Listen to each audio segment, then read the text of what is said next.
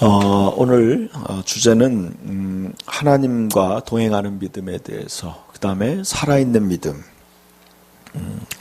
제가 이제 하나님과 동행하는 그림을 찾아보니까 이런 그림이 있더라고요. 그래서 하나님과 여러분이 늘 이렇게 동행하고 있는지. 제가 이제 제 자신의 믿음에 대해서 예전에 한번 나는 이런 믿음을 가졌으면 좋겠다 하는 생각을 오랫동안 했어요. 그 뭐냐면 올바른 믿음이었어요. 올바른 믿음. 나름대로 자기가 생각하기는 자기가 잘 믿는다고 생각하지만 내가 믿고 있는 게 진짜 하나님도 그렇게 생각하는가라는 거죠. 자기는 잘 믿고 있다고 생각하는데 다른 사람이 보기에는 또 잘못 믿는 것 같기도 하고요. 또 사람들이 보기에는 잘 못 믿는 것 같이 여기지만 또 주님이 보기에 잘 믿는 사람이 있다고 생각해요. 제가 이제 먼저 제 자신이 그런 생각했어요. 어떤 믿음이 진짜 믿음인가? 올바른 믿음인가? 또 하나는 어떤 사람은 겉으로 보기에는 경건해 보이고 믿음 생활 잘하는 것 같은데 실제로는 믿음이 없는 사람이 있어요. 그리고 믿음의 실제가 없는 사람이 있어요. 믿는다고 하지만 믿음에 대한 아무런 그런 증거가 없어요. 열매가 없는 사람이 있을 수 있어요. 여러분, 우리가 지금 저는 우리가 자신을 한번 되새겨 봐야 된다고, 되돌아봐야 된다고 생각해요. 여러분의 믿음은 몇 점짜리고 또 주님이 인정하는가? 제가 요한계시록 3장을 보니까 이런 말씀이 있더라고요. 봅시다. 요한계시록 3장 1절부터 한번 봅시다. 요한계시록 3장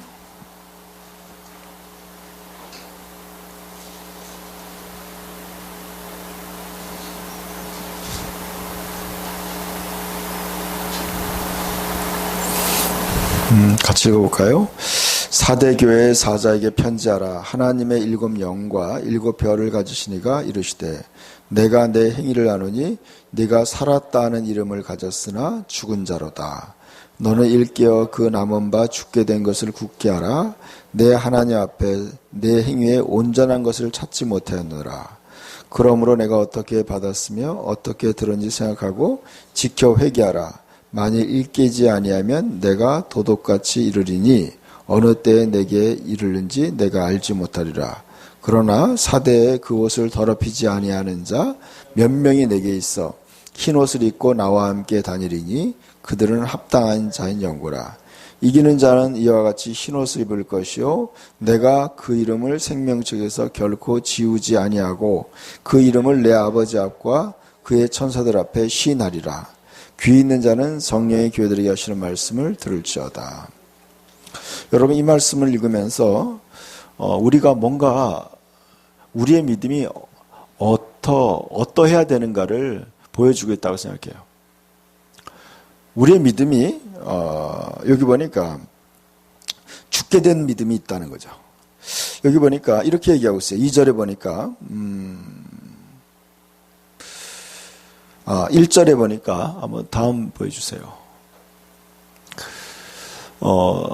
사대라는 교회가 있었어요. 그 교회에 하나님이 편지를 보냈어요. 그 교인들에게. 오늘날 우리에게도 마찬가지로 생각해요. 그 편지를 보내신 분이 누구냐면 하나님의 7 영과 7 별을 가지셨다 그랬어요. 하나님의 7 영은 바로 성령님을 얘기하는 거예요. 하나님 앞에 7 등불이 있었어요. 요한계시록 4장인가요? 하나님 앞에 7 등불이 있어요. 그분이 바로 성령님이에요. 하나님의 7 등불, 7 영을 가지시고 또 7 별을 가졌다. 7 별은 바로 7 교회의 사자라고 요한계시 1장에 얘기하고 있어요. 7 교회의 영적인 지도자. 그리고 7 별을 가지셨어요. 그러니까 하나님의 성령과 또 하나님의 모든 사역자를 손에 쥐고 계신 분이다. 그러니까 교회의 주권자이죠. 교회의 주인이고 또 하늘과 땅에 있는 모든 권세를 가지신 그분이 얘기하시는 거예요. 그분이 어떻게 보면 그래요. 위대하신 주님께서 작은 어떤 교회를 향해서 얘기하시는 거예요. 이르시되 내가 내 행위를 알고 있다. 행위를 알고 있다. 믿음을 알고 있다고 얘기한 게 아니라 너의 삶의 행동을 알고 있다는 거예요. 행위. 네가 어떤 삶을 살고 있는지 알고 있다. 네가 살았다는 이름을 가졌으나 죽은 자로다. 네가 지금 가지고 있는 신앙생활은 너 자신이 보기엔 너는 살아있는 믿음이라고 생각하지만 주님의 관점에서, 내가 보는 관점에서 너는 죽었다. 누가 맞는 말이에요? 주님이 맞는 말이에요. 여러분, 우리 자신이 아무리 내가 믿음이 좋다고 생각해도, 그렇게 생각해도 그것이 예수님이 인정하지 않는다면 그것은 거짓이라는 거죠. 살아있는 것 같지만 실제로 너는 영적으로 죽었다는 거예요. 신앙의 행위로 너의 신앙의 삶은 죽었다. 그렇게 얘기하고 있어요. 그러니까 굉장한 착각이에요, 지금. 사대교회라는 교회에 신앙생활하는 사람들이 굉장한 지금 자기들은 예수를 잘 믿는다고 생각했어요. 그러나 그들의 신앙은 지금 예수님 앞에서 죽었다는 평가를 받은 거예요. 그래서 예수님이 얘기했어요. 2절을 보니까 너는 일깨어 그랬어요. 너는 일깨어 그랬어요. 너는 지금 너의 다 죽어가는 믿음을 다시 이렇게 세워라. 그 남은 바 죽게 된 것을 굳건하게 하라. 다시 믿음을 부추겨 세우라는 거예요. 다시 이렇게 세우라는 거예요. 저는 그것을 많이 느껴요.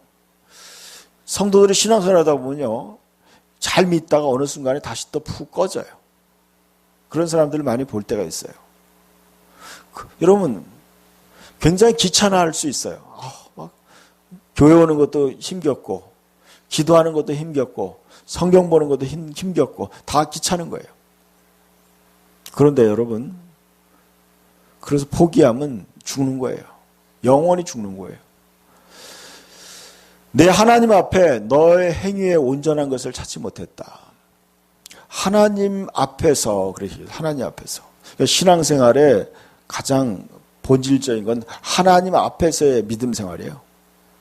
하나님이 우리의 신앙을 어떻게 평가하느냐예요. 3절 읽어볼까요? 그러므로 내가 어떻게 받았으며 어떻게 들은지 생각하고 지켜 회개하라. 만일 일깨지 아니하면 내가 도둑같이 이르리니 어느 때에 내게 이르는지 내가 알지 못하리라 그랬어요. 네가 어떻게 받았으며 어떻게 들었는지 생각하라. 여러분, 지금 하나님이 계속 성령으로 또 교회를 통해서 또 여러분에게 계속적으로 말씀하고 있어요.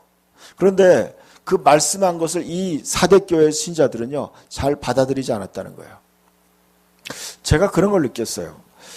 주님이 저를 통해서 설교 시간에 뭘 얘기해요.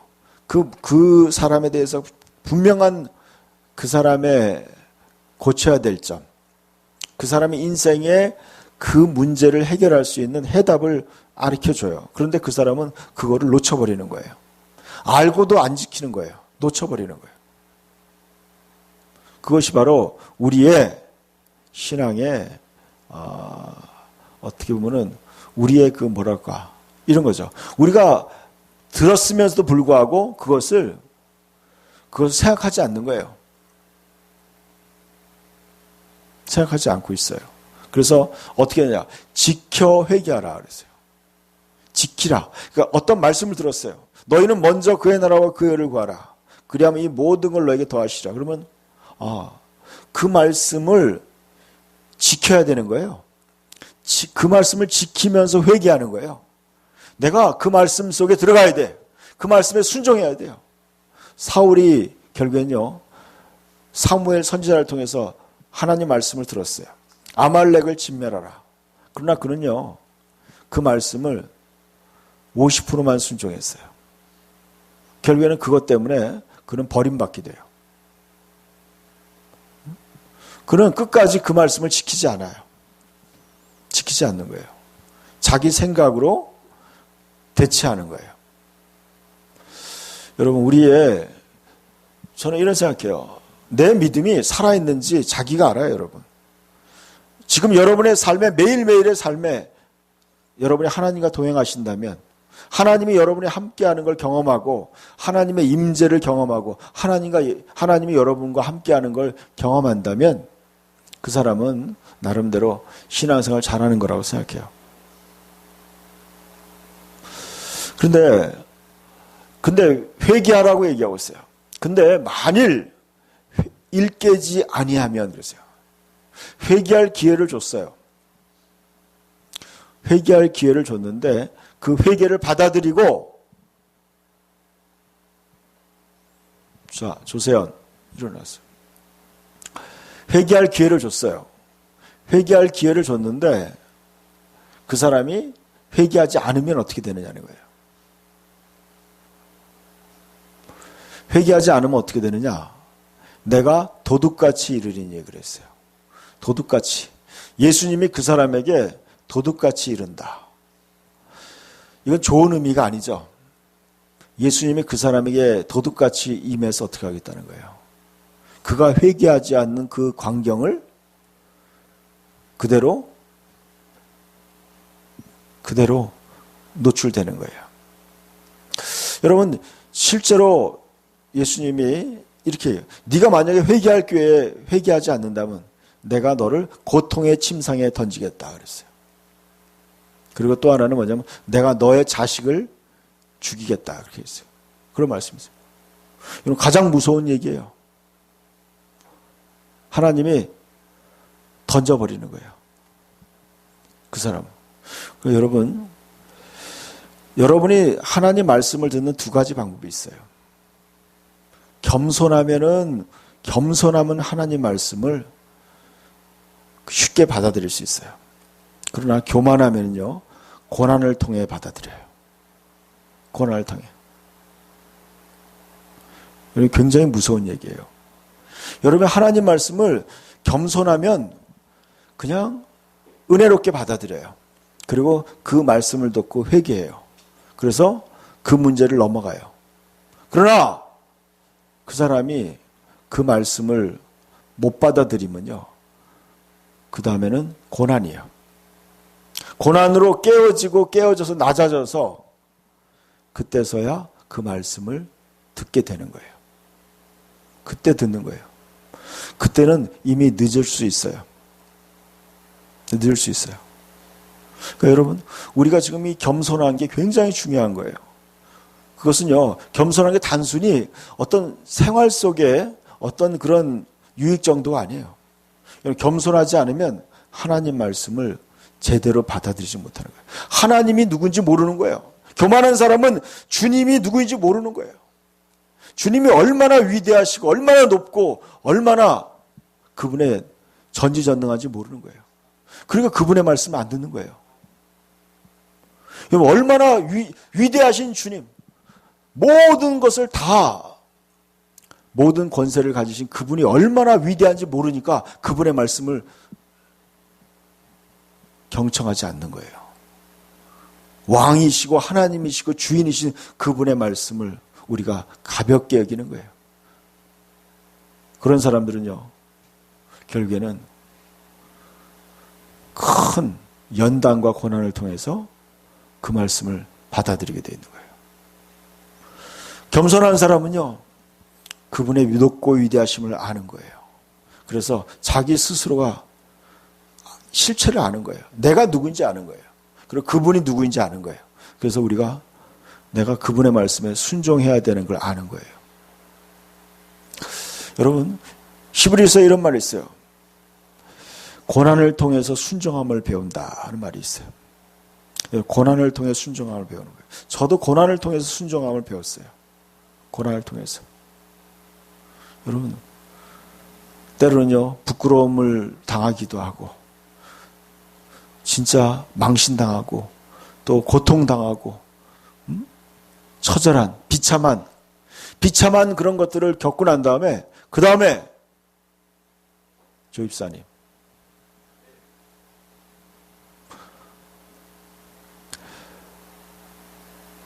그런 고난을 당하고 난 다음에, 그 다음에, 듣는 거예요.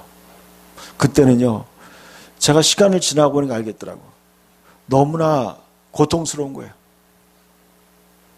주님이 한번 손을 보면요, 그래 쉽게 그냥 보는 게 아니에요. 어디를 때려야지 그 사람이 겸손해지는지 아는 거예요. 뭘 쳐야지 그 사람이 겸손해지는지 알아요. 굉장히 무서운 거예요. 주님이 한번 손을 보면요, 무서워요. 그러니까 여러분, 주님이 우리에게 때로는 회개할 기회를 주고 회개하라, 겸손하라 이렇게 얘기할 때 빨리 깨닫고, 겸손한 사람은 빨리 깨달아야 돼요. 깨닫는 사람이 겸손한 사람이에요. 교만한 사람은요, 자기 생각에 갇혀 있어요. 자기 판단이 옳다고 생각하는 거예요.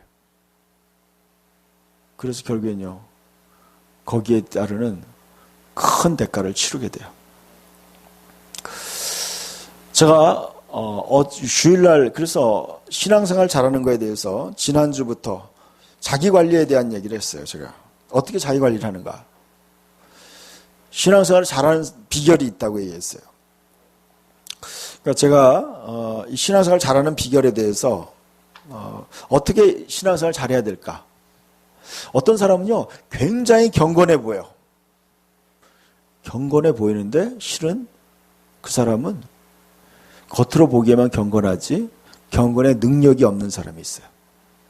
경건의 능력이 없다는 건 뭐냐면 그 사람은 실제로는 굉장히 신앙생활 잘하는 것 같은데 그것은 하나님이 인정하는 믿음이 아닌 경우가 있어요. 교회는 열심히 다녀. 그런데 자기 열심인 거예요. 종교 생활이에요. 하나님과 동행하는 게 아니야. 하나님과 동행하는 믿음이 아니라 자기 스스로 자칭이에요, 자칭. 신앙의 열매가 없는 거예요. 하나님이 함께 한다는 증거가 없어. 자기 자신도 모르는 거예요. 자기가 주님을 모르는 거예요. 하나님을 모르고 하나님도 그 사람을 모르는 거예요. 이런 사람은요, 죽어있는 믿음이야. 죽어있는 믿음. 자, 다음 말씀을 좀 보여주세요. 이사야 57장 15절 말씀 한번 읽어봅시다. 이 세 번역인데 읽어볼까요? 지극히 높으신 분, 영원히 살아계시며 거룩한 이름을 가지신 분께서 이렇게 말씀하신다.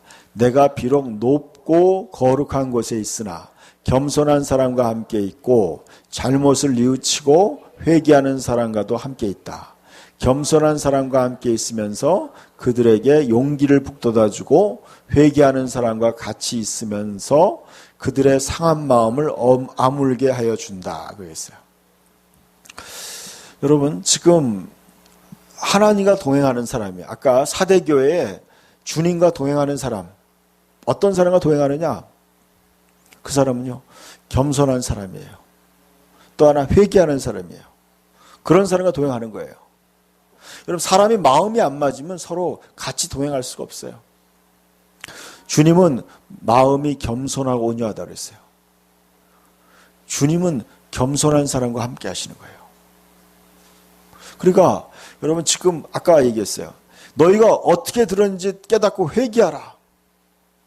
네가 지금 회개라는 건 돌이키라는 거예요. 지금 하나님과 같은 방향으로 가지 않는 것이 회개할 일인 거예요. 하나님의 방향과 다른 거예요. 지금 제가 이제 어떻게 신앙생활 잘하는가에 대해서 제가 추구하는 믿음이 있어요. 올바른 믿음이에요. 첫 번째, 올바른 믿음. 제가 교회를 하면서 제가 예수를 믿으면서 항상 염두에 뒀던 거예요. 오랜 시간을 기도하면서 어떤 올바른 믿음. 여러분도 마찬가지예요. 여러분이 과연 어떤 영적인 지도자를 따를 것인가, 어떤 믿음의 노선을 따를 것인가, 굉장히 중요한 문제예요. 어저께 이제 저희 아들이 저한테 전화가 왔어요. 아빠, 베니인 목사님이 어떤 분이에요? 그리고 그러면서 저한테 그런 거예요. 그분에 대해서 안 좋게 얘기하는 분이 있는데 어떻게 생각하세요? 그러면서 저한테 설교 한 편을 보내줬어요. 그 설교는 누가 한 거냐면 그분이 저 나쁜 얘기를 하는 게 아니니까 거명을 하는 거예요. 요즘에 이렇게 많이 설교하시는 분 있죠. 그 이름이 뭐죠? 복음을 많이 설교하는 사람, 미국 목사님. 직설적으로 얘기하는 분 있잖아요. 뭐? 우리나라 사람 아니? 뭐예요? 누구죠? 조선이가 좋아하는 목사님.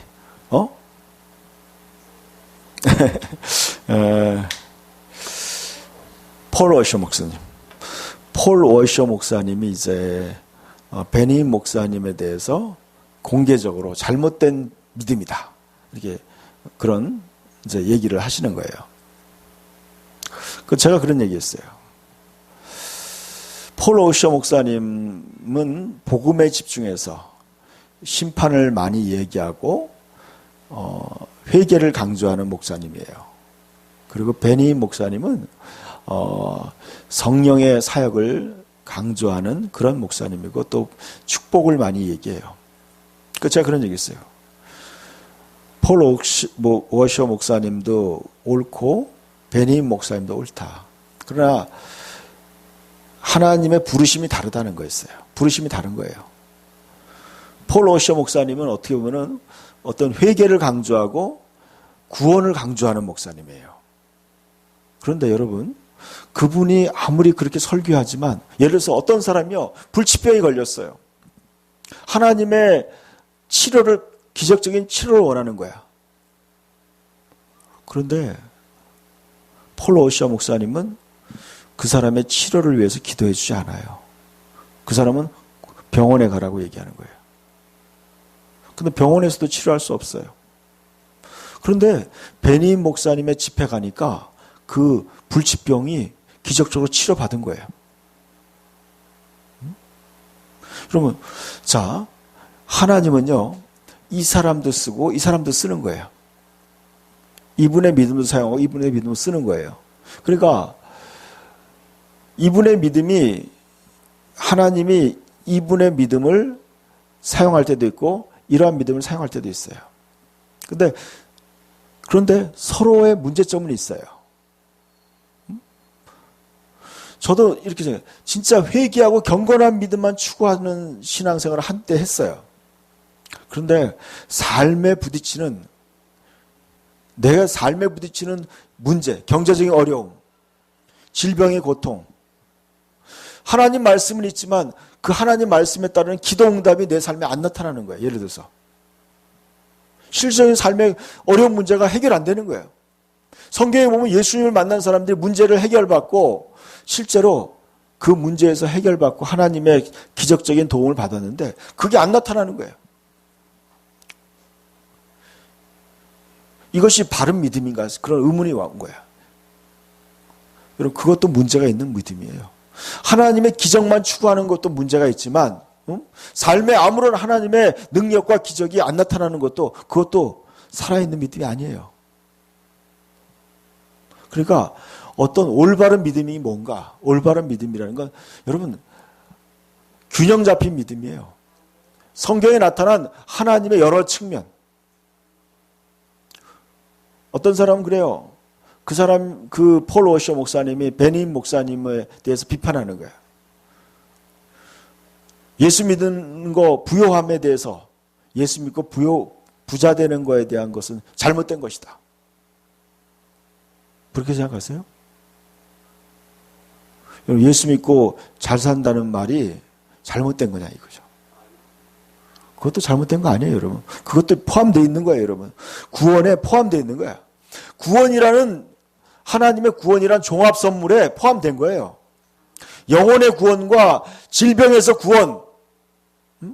여러분, 다 죽어가는 사람을 괜찮다고 예수님이 안 했어요. 고쳐줬어요, 그 사람. 여러분, 굶어서 며칠 동안 굶어야 되는 5,000명이 넘는 그런 군중을 예수님은 굶겨 보내지 않으려고 기적을 베풀어서 먹인 거예요, 여러분.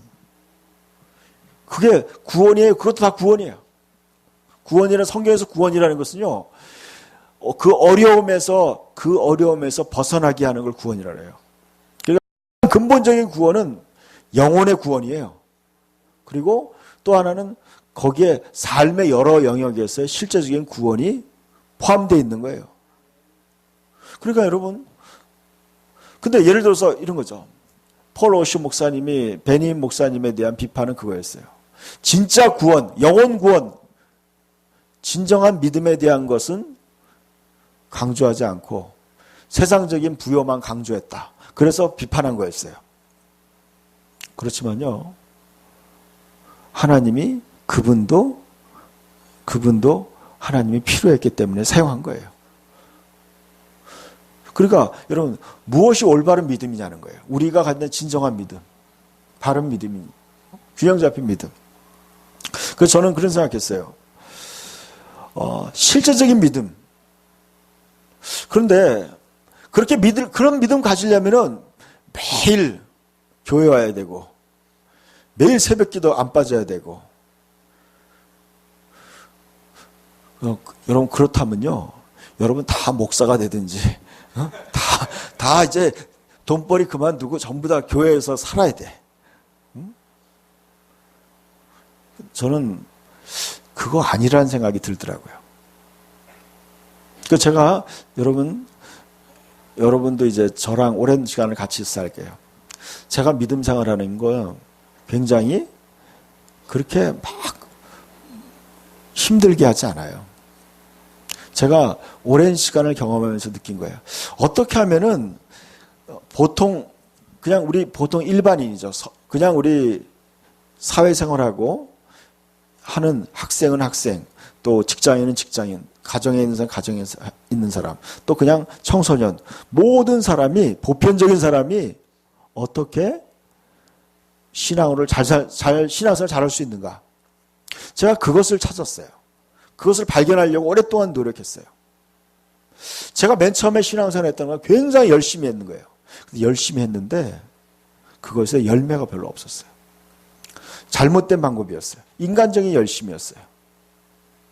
제가 요즘에 신앙생활하는 건요, 인간적인 열심이 아니에요. 그러니까 제가 이제 그 노하우를 좀 오늘 알려드리려고 해요. 어떻게 우리가 하나님과 동행할 수 있는가? 저는 하나님과 동행하고 있어요. 저는 매일 하나님을 체험해요. 저는 설교하려고 딱 쓰면은요, 하나님이 무엇을 말하는지 알려줘요, 저한테. 저는 그런 경험을 매일매일 하고 있어요. 그 저는 생활 속에서 그렇게 여러분 그렇게 오랜 시간 기도하지 않아요. 그렇지만 저는 항상 하나님의 저한테 뭐라고 얘기하는지 제가 알아차려요. 그리고 그분의 일하심을 저는 봐요. 깨달아요. 그게 그렇게 어렵지 않다는 걸 알게 됐어요. 그것은 바로 여러분이 과연 이거예요. 올바른 믿음이라는 건요, 첫 번째는 뭐냐면 여러분의 그거예요. 여러분 자신에 대한 이해예요. 여러분 자신을 이해해야 돼요. 철저히 이해해야 돼요. 내가 어떤 존재인지 알아야 돼요, 여러분이. 인간은요, 두 가지로 돼 있죠. 여러분이 알고. 인간은 뭐로 되어 있냐면, 영과 혼과 육으로 되어 있어요. 혼과 육으로 되어 있어요. 그래서 여러분, 영과 혼과 육으로 되어 있어요. 이렇게 두 개로 나누는 게 성경적인 거예요. 그래서 우리는 대부분의 사람들은 뭘로 생각하냐면요, 신앙생활 잘하는 방법이 이거예요. 여러분이요, 이것을 이해해야 돼요. 여러분의 관심이, 많은 사람들은요, 하나님과 어떻게 동행하느냐, 여러분이 영에 항상 관심을 가져야 돼요. 굉장히 쉬운 방법이에요. 여러분이 항상 어디에 관심이냐? 여러분이 영을 따라가려는 데 관심을 가져야 돼요. 로마서 8장에 그랬어요. 무릇 하나님의 영으로 인도함을 받는 그들은 하나님의 아들이다 그랬어요. 그러니까 여러분, 하나님의 영으로 인도함 받지 않는 사람은요, 결국은 하나님의 자녀가 아니에요. 마귀 자녀인 거예요. 제가 오늘 우리 영준 형제를 오늘 일 간다는 걸 내가 잡았어요. 아르바이트 간다는 걸 제가 아까 예배 시간에 느꼈어요. 영준이가 예배에 있기를 잘했구나 하는 걸 느꼈어요. 여러분, 제가 그걸 금방 알아차렸어요. 왜 못 가게 했는지 알겠더라고. 그러니까 하나님의 관심과 하나님의 일하심에 여러분이 거기에 포커스를 맞추면 쉬워요. 굉장히 쉬워요. 그러니까 여러분, 하나님과 동행하는 게 어렵지가 않아요. 항상 뭐예요? 영의 일에 관심을 가져야 돼. 하나님의 관심에, 하나님이 무엇에 관심을 갖는지 거기에 관심을 가져야 돼요. 그러면 여러분, 하나님과 동행하는 게 어렵지 않아요. 그래서 사람들의 관심이 뭐냐면 자꾸 물질적이고 육신적인 거에 관심이 많이 가 있기 때문에 결국은요, 동상이몽이라고 그러죠. 같이 있어도 생각이 다른 거야. 그러니까 동행이 안 되는 거예요. 여러분, 절대로 안 돼요. 여러분의 관심과 생각이 항상 하나님께 집중돼야 돼. 영에게 집중돼야 돼, 거기. 그리고 또 하나는 뭐냐면 여러분이 영의 인도하심에 관심을 가져야 돼요. 그것이 여러분을 살리는 거예요. 영은 살리는 것이고 육은 죽이는 거라 그랬어요. 여러분의 삶에 소망이 생기고 돈이 생기고 또 여러분 행복이 찾아오고 보람이 느껴지고 열매가 맺혀지는 건 전부 다 영적인 거여야 돼요. 영으로만 다 가능한 거예요. 영적인 게 가장 경제적인 거예요. 영적인 게 가장 행복한 거예요. 왜냐하면요, 하나님은 풍성한 삶이에요. 여러분, 인간적인 건 전부 다 뭐예요? 다 죄악된 것이고 또 썩어질 것이에요. 둘 중에 하나예요. 썩어질 것 아니면 죄악된 거예요. 그래서 초점을 어디다 맞추느냐가 중요해요. 그래, 어렵지 않아요? 여러분이 저랑 이제 같이 있어 보면 알 거예요. 저는 항상 어떤 상황이든지 그것을 영적으로 보려고 하고 하나님의 말씀의 관점으로 보려고 하는 거예요. 순간순간. 그게 체질화되는 거예요. 습관화되는 거예요. 여러분, 습관화돼야 돼요. 어렵지 않아요, 여러분. 그게 어느 정도 습관화되면 굉장히 쉬워. 자연스러워져요. 그러니까 하나님과 동행하는 사람과 하나님과 동행하지 않는 사람의 차이는 뭐냐면 결국은 그거예요. 창세기 6장에 노아에게 하나님이 얘기할 때 그런 거예요. 모든 사람이 육체가 되었다. 육체가 되었다. 동물적이 되었다는 거예요. 동물적이 되었기 때문에 내가 그들을 떠나겠다 그러신 거예요. 떠나겠다. 여러분 자꾸 육적이 돼버리면요, 하나님과 동행 안 돼요. 부담스러운 거예요. 신앙생활하는 게 부담스러워져요. 여러분의 관심이 항상 영에 있고 하나님에게 있어야 돼요. 여러분, 하나님이 기뻐하는 것이 기쁜 게 돼야 돼요, 여러분. 하나님의 일에 내가 하나님의 일을 좋아해야 돼. 하나님의 일을 좋아해야 돼요. 그러면 어떻게 하나님이 여러분을 챙기는 걸 알게 돼요. 하나님이 여러분의 삶을 보살펴주고 챙겨주고 도와주는 걸 경험하게 되는 거예요. 더 쉽죠, 여러분. 하나님이 여러분을 도와주는데 여러분의 삶이 얼마나 삶이 은혜롭고 좋아요. 하나님이 여러분의 필요를 채워주고 하나님이 여러분에게 사랑과 은혜를 베푸는데 여러분의 어려움이 있을 때 여러분에게 피할 길을 열어주고 여러분과 함께 하는데 얼마나 좋아요. 여러분, 신앙생활이 그런 거예요.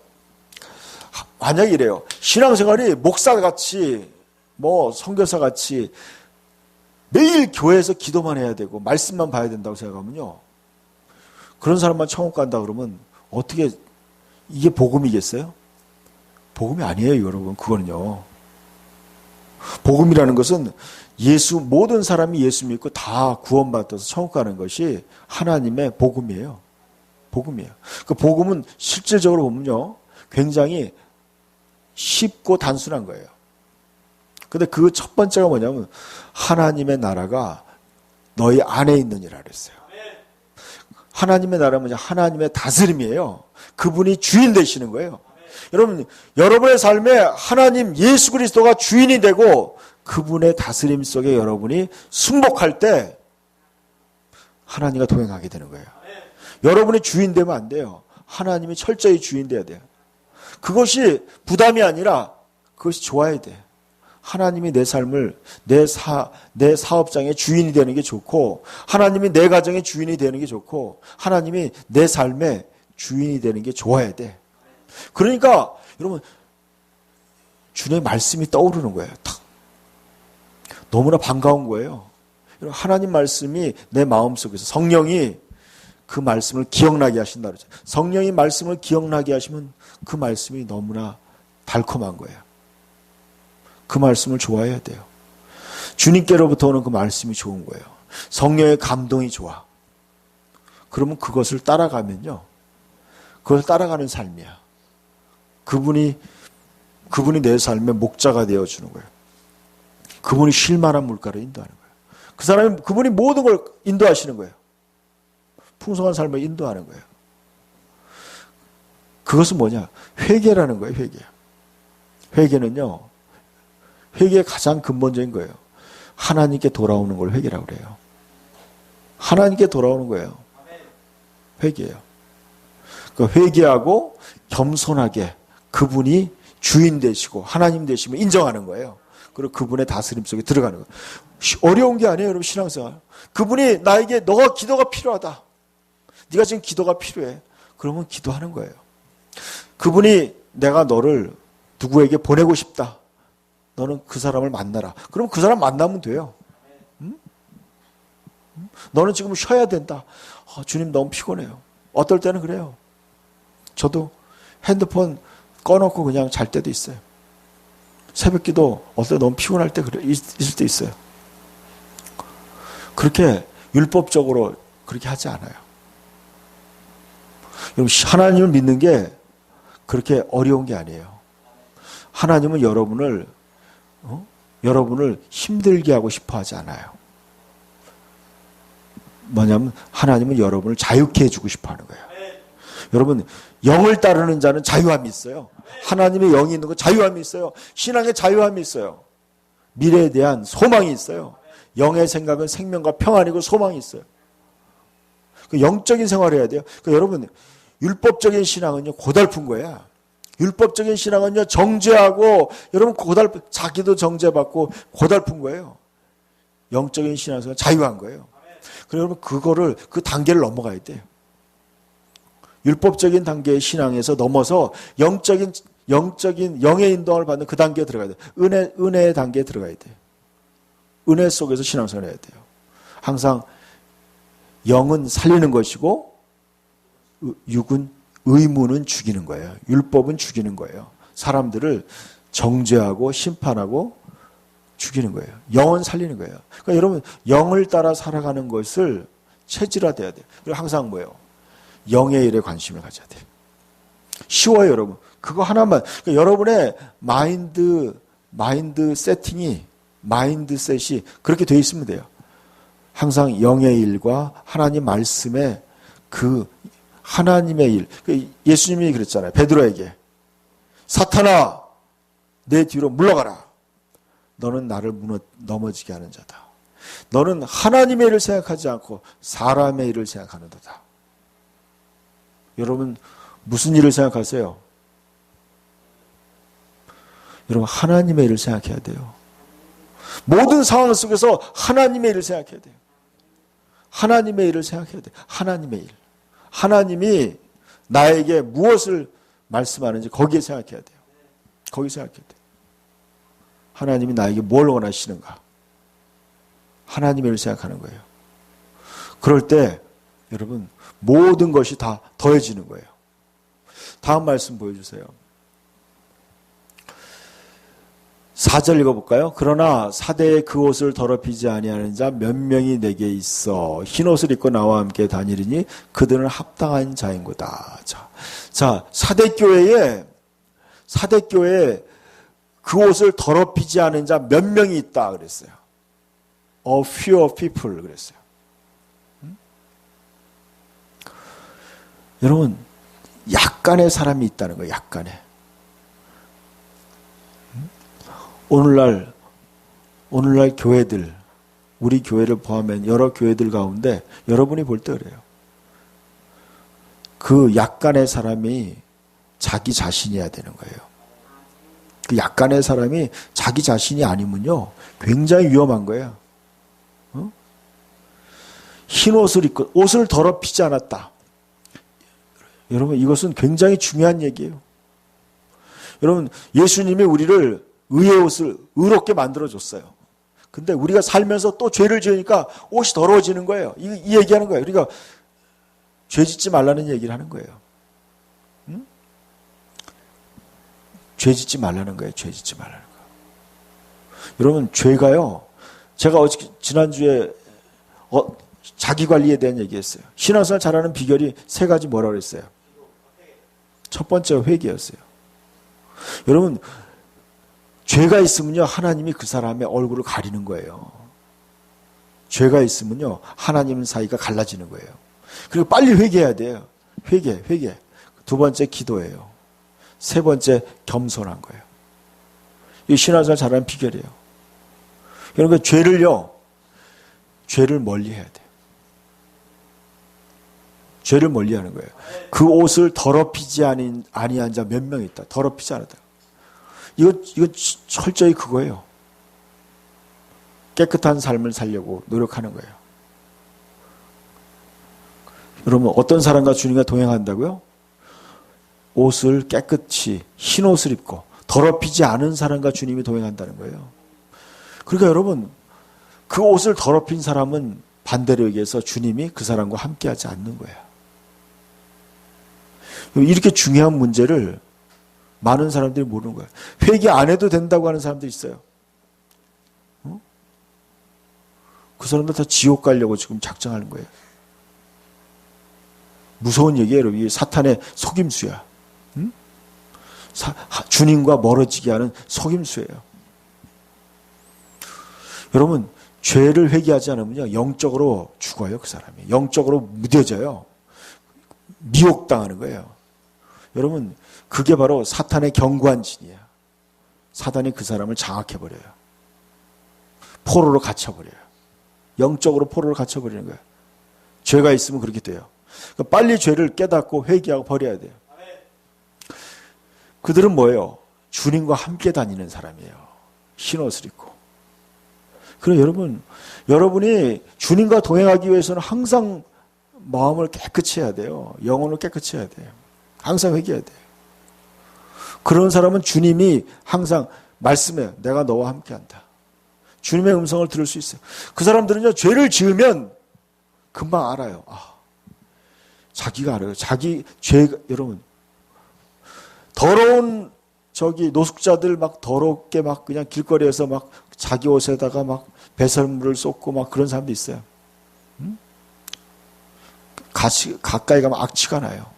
그래서 자기는 그런 거에 개의치 않아요. 근데 깨끗한 사람들은요, 거기 못 가요.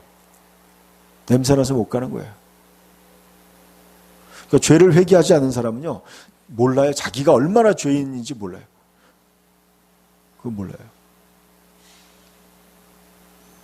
여러분, 제가 그런 걸 많이 경험해요. 죄를 회개하지 않는 사람을 딱 옆에 가면요, 그게 알아져요. 영적으로 느껴져요. 이 사람이 죄를 회개하지 않는지 그냥 알아요. 그냥 영적으로 알아요. 여러분이요, 예배에 와서도 마찬가지예요.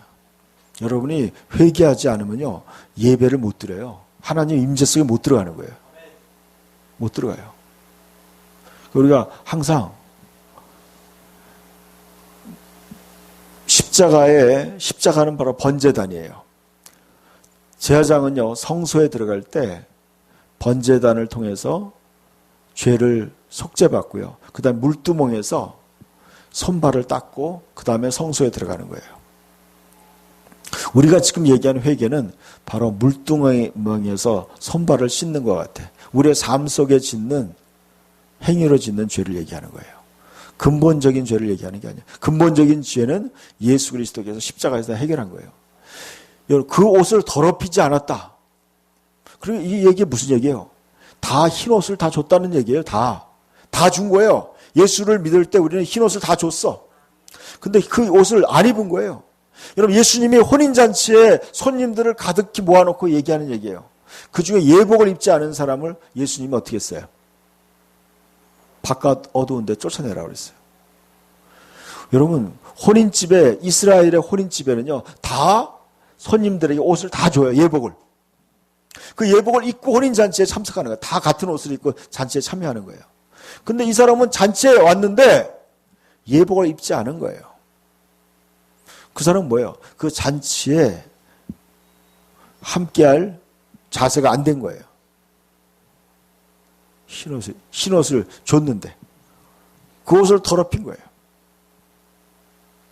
여러분, 우리의 구원은 그런 거예요. 우리의 구원은 너무나 소중한 거예요.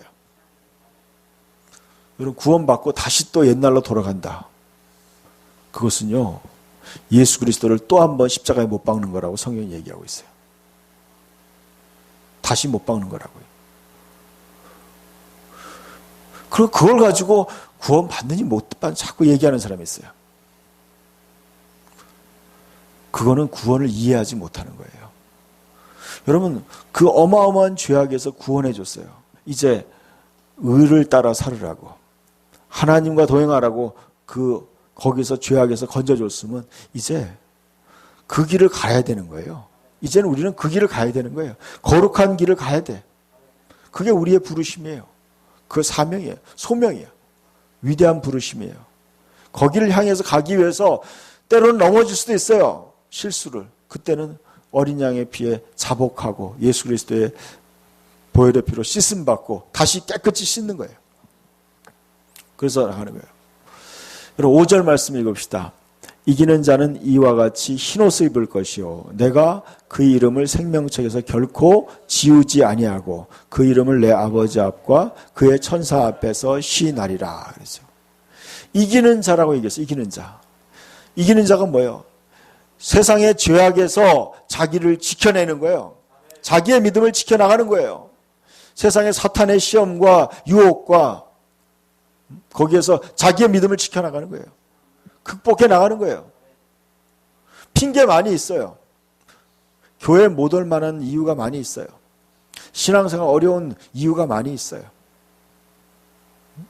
많이 있어요. 그러나 어떤 사람은 똑같은 그런 상황 속에서도 믿음을 지키는 사람이 있고요. 믿음을 포기하는 사람이 있어요. 여러분 다 있어요. 있어요. 어떤 사람은 교회 가지 말라고 남편이 핍박하고 또 부모가 핍박하고 그렇게 할 수 있어요. 또 직장에서 어려움을 줄 수도 있어요. 그러나 그런 어려움에도 불구하고 그리스도에 대한 믿음을 지켜나가는 사람이 있고 또 지는 사람이 있어요. 근데 여러분 성경에 요한계시록에 가장 많이 쓰는 단어가 그거예요. 이기는 자예요. 여러 가지 사단의 시험과 모든 어려움을 이겨내는 사람. 그런 사람은 흰옷을 입을 것이다. 그러니까 여러분 더러운 세상 속에서 흰옷을 입고 신앙생활하는 건 쉬운 게 아니에요. 여러분. 그건 쉬운 게 아니야. 근데 그렇게 하는 비결이 뭐냐? 항상 뭐예요? 영적인 거에 관심을 가져야 돼요. 주님이 뭐라고 얘기하는지 주님이 알려줘요. 여러분이 우리가 시험에 들 것 같으면 주님이 기도하라고 알려줘요. 그 영에 관심을 가진 사람은요. 주님이 여러분에게 다 지시하니까 그 사람은 괜찮아요. 어려움에 당할 때 기도하라고 알려주니까 피할 길을 열어주는 거예요. 그러나 영적으로 잠이 든 사람은요. 그걸 인도를 못 받기 때문에 결국에는 거기에 갇혀버리는 거예요. 시험에 갇혀버리는 거예요. 영적으로 깨어있는 사람은요. 그 모든 시험을 이겨낼 수 있어요. 그러니까 제일 중요한 건 뭐냐면 주님과의 우리의 관계성이에요. 근데 주님은 영적인 분이야. 주님은 영이에요. 그러니까 우리가 여러분이 영적이지 않으면 주님의 인도를 받을 수 없고 신앙생활 할 수 없어요. 그러니까 항상 뭐예요? 여러분 영적인 일에 관심을 가져야 돼요. 그래서 영적인 귀가 열려야 돼요. 귀 있는 자는 성령이 교회들에게 하시는 말씀을 들을지어다. 오늘도 여러분 성령께서 교회들에게 얘기하는 거예요. 우리에게 얘기하는 거예요, 지금.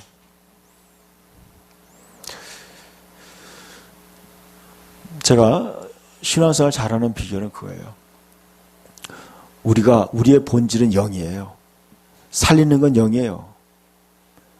육은 무익하니 내가 너에게 이르는 말이 영이요 생명이다. 그러니까 여러분이 항상 영의 일에 관심을 가져야 돼요. 하나님과 영적으로 동행하려고 해야 돼요. 그러면요. 신앙생활하는 게 그렇게 어렵지 않아요. 주님이 여러분에게 항상 함께 하시고 여러분에게 범사의 지혜를 주시고 또 여러분이 또 주님이 원하는 그 방향으로 가게 돼요. 그렇게 되면은 빨리 회개하고 또 겸손하게 되면 여러분 신앙생활하는 게 풍성한 삶을 누리게 돼요. 그리고 하나님의 모든 은혜를 받게 돼요. 그게 바로 주님이 원하는 신앙생활이에요.